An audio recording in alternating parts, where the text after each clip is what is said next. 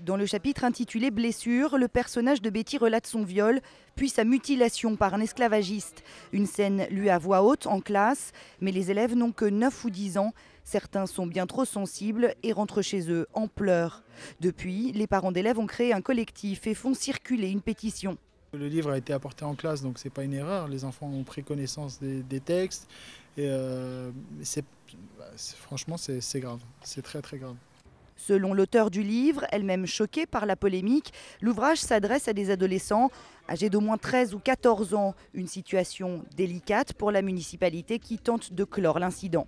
À partir du moment où une erreur d'appréciation a été faite et qu'elle a été reconnue par l'intéressé, reconnue par la hiérarchie d'éducation nationale, que le psychologue scolaire est intervenu auprès des enfants, voilà, moi, il me semble qu'il faut reprendre son calme. Mais certains parents estiment que leurs enfants ont été maltraités.